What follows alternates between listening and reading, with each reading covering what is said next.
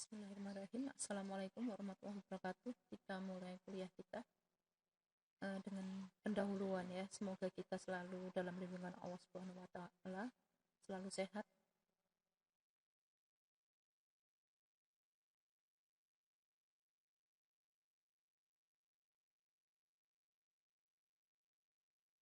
Kita kembali ke kimia analitik ya. Kimia analisis itu ada dibagi menjadi dua, yaitu analisis kualitatif dan kuantitatif.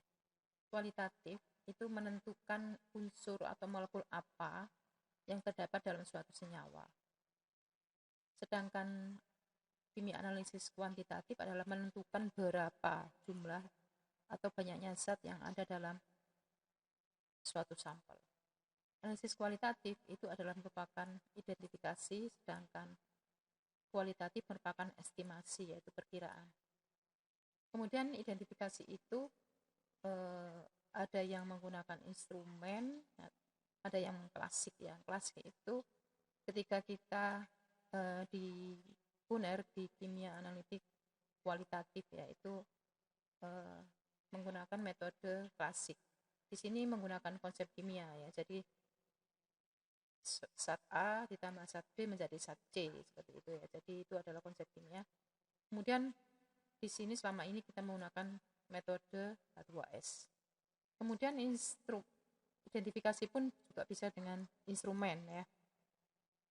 Misalnya UV vis ya. UV vis itu yang untuk kualitatif ya, itu panjang gelombang tertentu. Misalnya zat warna rodamin mempunyai panjang gelombang berapa ya. Kemudian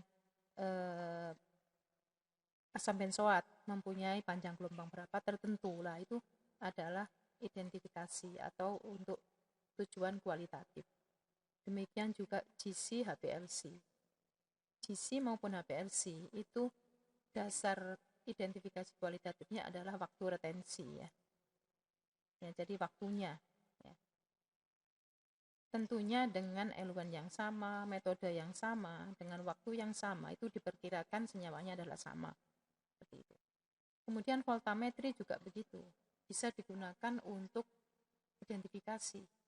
Misalnya ya, kita dengan menggunakan elektroda tertentu, kemudian menggunakan elektrolit pendukung tertentu, itu nanti suatu senyawa kalau dia sama memberikan potensial ya, daerah potensial yang sama gitu ya. Tentunya elektrodanya sama ya. Kemudian pembandingnya juga sama. Nah, itu perkiraannya adalah kalau potensialnya sama, zatnya adalah sama. Kemudian ada instrumen yang tidak bisa digunakan untuk identifikasi. Contohnya AS. Ya, AS itu tidak ada. Jadi misalnya kalau kita mau analisis PB ya, misalnya kalau PB-nya itu tidak ada, 0 ya, dia tidak memberikan absorbansi sama sekali. Gitu ya. Jadi untuk AS itu tidak untuk identifikasi, dia hanya untuk tujuan kuantitatif saja. Kalau UV vis, GC, HPLC, voltametri dan yang lain itu bisa untuk kualitatif dan kuantitatif. Contoh lain, instrumen yang tidak bisa untuk identifikasi secara kualitatif adalah potensiometri. Ya, potensiometri itu tidak bisa untuk identifikasi kualitatif. Dia hanya kuantitatif, gitu ya. Kemudian untuk kuantitatif itu adalah estimasi. Estimasi itu ada metode klasik, ada metode modern, yaitu instrumentasi. Ya, yang nanti kita akan jelaskan. Kemudian metode klasik itu menggunakan konsep kimia ya, seperti misalnya kita kalau kuliah kita di kimia analitik kuantitatif, misalnya menentukan asam asetat dengan titrasi ya, dengan cara titrasi menggunakan NaOH, itu kan reaksi kimia. Nah, itu adalah metode klasik dengan konsep reaksi kimia. Sedangkan untuk instrumen itu fisik ya, jadi yang diperiksa adalah fisik. Misalnya rodamin tadi ya, misalnya itu warnanya apa lah, itu warna itu kan fisik ya. Jadi terlihat warna apa lah, itu nanti panjang gelombang tertentu. Jadi fisiknya. Kemudian dalam memilih metode ada beberapa faktor yang perlu dipertimbangkan, yaitu informasi yang diperlukan. Tujuannya untuk apa ya? Kemudian ukuran dan jumlah sampel yang memadai ya. Tentunya sampel itu nanti ada yang jumlahnya sedikit, ada yang banyak ya. Kalau Kalau sampel kita darah ya tentunya nggak banyak ya. Kalau sampel kita misalnya air laut ya, kita bisa ngambil banyak lah, bisa 1 liter atau lebih. Gitu. Kemudian konstituen yang ditentukan, jadi senyawa apa yang mau ditentukan, analitnya gitu. Misalnya nanti apakah menentukan natrium dalam air laut atau menentukan Pb, Cu, Cd dalam air laut. Tentunya ini metodenya yang harus kita pilih. Karena NaCl itu jumlahnya banyak, maka kita bisa dengan cara klasik ya, misalnya titrasi cukup. Tapi untuk menentukan Pb, Cd, Cu tentunya kita harus menggunakan instrumen. Kemudian kegunaan data atau hasil analisis. Apakah kita perlu sangat teliti sekali ataukah tidak gitu ya. Jadi nanti sangat penting di situ ya. Jadi nanti kalau misalnya ini sangat berbahaya ya, suatu senyawa sangat berbahaya, tentunya kita harus benar-benar metode itu kesalahannya sangat kecil gitu ya, tingkat kesalahannya sangat kecil sehingga nanti takut kan misalnya keracunan dan sebagainya, itu nanti tujuannya untuk apa gitu ya. Kemudian jenis analisis itu ada analisis perkiraan, yaitu keberadaan serta jumlah setiap unsur atau konstituen tidak menggambarkan hasil yang sebenarnya dari sampel. Ya, jadi ya perkiraannya sekian persen gitu saja. Jadi persen itu kan ukuran yang besar. Jadi mungkin kalau kadarnya besar ya perkiraannya besar itu mungkin tidak analisis perkiraan cukup ya. Tapi tetap ya namanya instrumen tetap digunakan. Kemudian analisis parsial. Analisis beberapa konstituen dalam sampel. Jadi misalnya begini, misalnya sampel kita susu gitu ya. Itu yang kita tentukan misalnya susu bubuk. Nah, kita tentukan hanya proteinnya saja gitu ya, atau protein, lemak gitu. Nah, kan vitamin dan sebagainya nggak ditentukan misalnya. Atau hanya ditentukan kadar air, kemudian protein atau laktosanya. Nah, itu namanya parsial. Jadi tidak ditentukan semua. Kemudian analisis konstituen Rennik. Rennik itu tentunya kadarnya sangat kecil ya. Itu tentunya nanti metode yang diperlukan adalah metode yang bisa memberikan, yang mempunyai limit deteksi kecil ya. Jadi bisa mendeteksi konsentrasi yang sangat kecil dari sampel itu ya, analit dalam sampel tersebut. Kemudian analisis lengkap baik mayor maupun minor. Misalnya menentukan mayornya ya, misalnya dalam susu bubuk ya, itu laktosa, kemudian protein, lemak itu mayor. Kemudian minornya ya vitamin-vitamin yang ada dalam susu itu.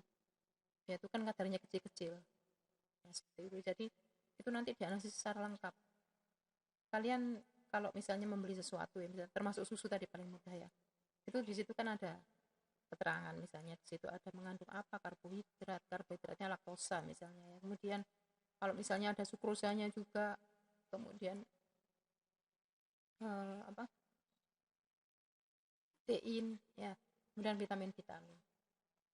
Kemudian 1, 2 adalah analisis konvensional masih mampu.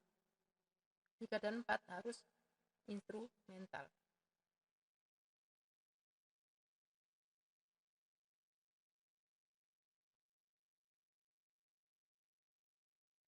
Jika ditinjau dari ukuran dan banyaknya sampel, maka analisis dibagi dalam beberapa, yaitu analisis makro, analisis semi mikro, dan analisis mikro. Untuk analisis makro itu sampelnya adalah 0,1 gram, sedangkan semi mikro sampelnya adalah 0,1 gram hingga 0,1 gram, 0,01 gram hingga 0,1 gram. Sedangkan analisis mikro adalah 0,01 gram ya, atau tidak lebih dari angka itu.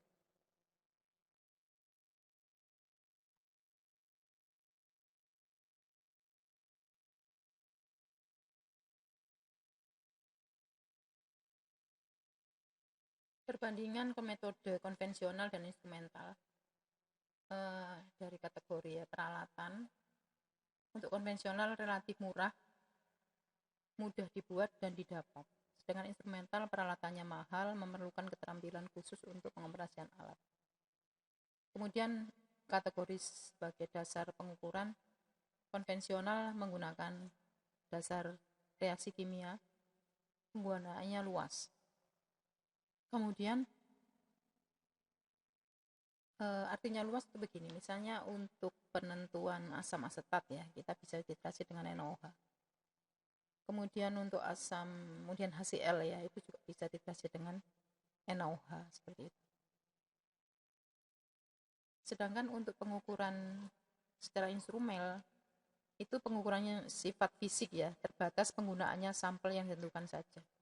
Misalnya begini, kalau kita mau analisis asam benzoat, kita harus mempunyai standar asam benzoat. Kalau kita menentukan asam asetat, kita juga harus mempunyai standar asam asetat. Kalau misalnya kita menggunakan dasar konvensional, itu kita analisa asam asetat, kita tidak harus standarnya asam asetat. Kita bisa menggunakan apa? Asam oksalat ya, jadi asam yang lain. Gitu. Jadi ada standar primer gitu ya. Kemudian untuk HCl, menentukan HCl dengan NaOH, standarnya nanti standar primernya kita bisa menggunakan asam oksalat begitu. Jadi penggunaannya lebih luas ya. Kemudian referensi. Untuk instrumental diperlukan metode konvensional bagi penetapan secara tepat dari konstituen dalam zat sebagai referensi. Misalnya begini, kalau misalnya kita mau analisis CU ya. Analisis CU menggunakan AAS. Sementara kita tidak mempunyai CuSO4 yang kadarnya 100% gitu misalnya ya. Dengan terpaksa kita menggunakan CuSO4 yang mungkin tidak 100% di situ. Maka kita bisa menentukan Cu itu ya, Cu dalam CuSO4 secara iodometri misalnya titrasi. Seperti di kimia analitik kuantitatif. Sehingga nanti akan ketemu CuSO4-nya itu berapa persen. Sehingga akhirnya nanti ketemu Cu ya, Cu logam, Cu2 plusnya itu jumlahnya berapa. Begitu ya. Sehingga nanti metode konvensional bisa digunakan sebagai referensi untuk instrumental. Kemudian untuk keperluan analisis. Untuk konvensional kurang memadai untuk keperluan analisis rutin dan berjumlah banyak. Jadi capek ya, misalnya kita titrasi terus. Misalnya menentukan protein ya, protein dalam susu atau protein dalam daging, kalau jumlahnya jumlah sampel ya, maksudnya jumlah sampel banyak, maksudnya itu sampel 1, sampel 2, sampel 3 lah itu dan seterusnya, itu namanya jumlah sampel ya. Bukan berat sampel ya, ini jumlah sampel. Nah, kalau semua itu nanti kita harus melakukan destilasi, titrasi, semua ya capek ya. Dan nanti bisa kita melakukan dengan cara gabungan antara konvensional dan instrumental. Supaya apa? Supaya kerjaannya itu cepat. Kemudian untuk instrumental didesain untuk keperluan analitik rutin dan berjumlah banyak. Ya, jadi bisa lebih cepat. Kemudian untuk kategori jenis analisis, untuk konvensional makro dan semi mikro. Kemudian untuk analisis instrumental, analisis mikro. Kemudian untuk keadaan sampel. Untuk konvensional, sampel mengalami destruksi atau sampel tidak dapat digunakan kembali. Karena apa? Kalau misalnya kita mau analisis zat A, pasti kita menggunakan zat B supaya nanti membentuk zat C. Gitu. Jadi nanti yang A ini, zat A ini tidak akan kita peroleh kembali. Kemudian untuk instrumental, beberapa metode mampu melakukan analisis sampel tanpa melalui proses destruksi, sampel dapat digunakan kembali. Ya meskipun itu tidak semua ya, kebanyakan memang sudah nggak bisa dipakai lagi. Nah, contoh yang bisa sampel digunakan lagi adalah misalnya kita menemukan X-ray ya, XRD misalnya seperti itu. Jadi sampelnya nanti misalnya tanah ya, sudah cuma dilihat aja begitu mungkin ya ditaruh begitu nanti diratakan gitu dalam suatu objeknya. Kemudian setelah itu diperiksa. Nah ini sampelnya tidak mengalami kerusakan apapun. Nah sampel ini nanti bisa kita gunakan untuk analisis lainnya begitu. Kemudian untuk gangguan. Untuk konvensional, gangguan relatif banyak. sehingga memerlukan tahap pemisahan. Ya tentunya yang relatif banyak ini karena mempunyai sifat analis, sifat kimia yang mirip gitu misalnya ya, itu sehingga ada sulit untuk dipisahkan. Kemudian instrumental banyak metode tanpa melakukan pemisahan karena menggunakan sifat fisik zat yang sangat spesifik. Kemudian waktu analisis untuk konvensional dibutuhkan waktu yang lama, kalau instrumental relatif sedikit. Nah, bagaimana sebagai analis ya? Ya kita ini juga bisa sebagai analis ya. Kedua metode konvensional dan instrumental harus dikuasai dengan baik. Jadi kita harus bisa memilih kapan kita menggunakan instrumental, kapan kita menggunakan konvensional. Ya, itu pun konvensional juga macam-macam, metode apa yang kita pilih. Instrumental pun juga begitu, metode apa yang paling tepat untuk analisis sampel itu. Ya tentunya kita pertimbangkan gangguan-gangguannya. Kemudian yang kedua, saling melengkapi, saling mengisi dan saling menyempurnakan. Ya tadi seperti untuk menentukan CU dengan AS, CU-nya itu harus ditentukan dulu secara konvensional karena di situ ada reaksi lengkap dan dapat dipertanggungjawabkan kebenaran konsentrasi yang ada di dalam sampel itu. Kemudian penggolongan analisis instrumental. Ada 4 ya. Ada metode elektrometri. Ya, apa itu? Sinyal analitik yang dibutuhkan adalah sinyal yang berhubungan dengan sifat listrik, yaitu hantaran, potensial, dan arus listrik. Kemudian metode spektrometri didasarkan pada adanya interaksi antara radiasi elektromagnetik dengan materi. Kemudian metode pemisahan yaitu kromatografi, GC, HPLC, dan elektroforesis. Kemudian ada lagi metode lainnya, metode khusus yang tidak masuk ke dalam 3 metode yang di atas ini. Contohnya adalah analisis termal ya, menggunakan TGA, DSC, dan sebagainya. Dan ini biasanya untuk analisis fisik ya, di zat padat misalnya itu ya. Kemudian pembagian metode secara elektrometri, yaitu jenis electroanalytical method. Ada interfacial method, ada bulk method. Kemudian interfacial method apa? Metode statik, yaitu arus sama dengan 0, jadi tanpa arus. Contohnya adalah analisis potentiometri, itu arusnya 0. Kemudian contoh yang lain adalah titrasi potentiometri. Ya, itu ya. Jadi nanti praktikum ada ya. Kemudian metode dinamis itu ada arus ya. Jadi arus lebih besar dari 0, berarti di situ ada arus. Ada potensial yang terkontrol, ada yang potensial konstan. Kalau potensial yang terkontrol menggunakan contohnya adalah elektroda potensial untuk coulometri. Kemudian potensial yang terkontrol lainnya adalah voltametri. Nanti kita jelaskan ini ya. Voltametri. Kemudian ada lagi amperometri. Kalau amperometri ini potensialnya tetap. Ya, kalau ini potensialnya itu berjalan dari potensial sekian menjadi sampai sekian. Sehingga akan keluar arus begitu.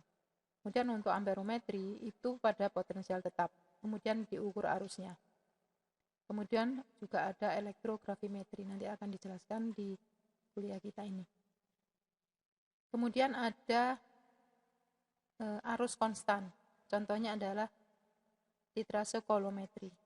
Kemudian ada elektrografimetri. Sedangkan metode spektrofotometri itu didasarkan pada adanya interaksi antara radiasi elektromagnetik dengan materi. Skema diagram spektrum elektromagnetik seperti ini ya.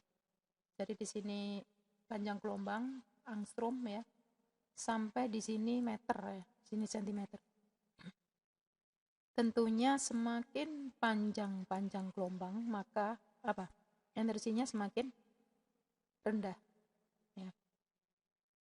Di sini paling kecil panjang gelombangnya adalah sinar gamma, kemudian paling besar adalah gelombang radio. Ya. Nah, spektrum elektromagnetik ini bisa dimanfaatkan untuk mengukur untuk XRD, yaitu di daerahnya tentunya di daerah ini ada sinar X ini. Kemudian untuk UV phase itu menggunakan panjang gelombang sekitar ini, tapi biasanya kita menggunakan satuan nanometer ya. Kemudian untuk panjang gelombang yang lebih panjang lagi adalah inframerah. Kemudian yang panjang gelombang lebih panjang lagi adalah microwave ya, jadi yang biasa digunakan untuk memasak dan sebagainya itu menggunakan microwave.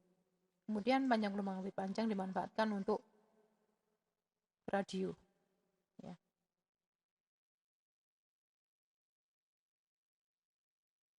Kemudian pembagian spektrometri berdasarkan mekanisme yang terjadi. Ada mekanisme pancaran ya, spektroskopi emisi, sinar X, UV, tampak, elektron Augen ya. Kemudian spektrofotometri nyala, spektrofluorometri, sinar X, UV, sinar tampak. Kemudian ada mekanisme serapan, spektrometri sinar X, UV, tampak, inframerah, spektrometri serapan atom, resonansi magnetik inti, spektroskopi resonansi spin elektron. Kemudian mekanisme hamburan, turbidimetri, nebulometri, spektroskopi Raman. Kemudian ada mekanisme difraksi sinar X, difraksi elektron. Kemudian mekanisme refraksi, kemudian refraktometer, interferometri ya. Kemudian mekanisme rotasi, polarimetri, sirkular dikroisme.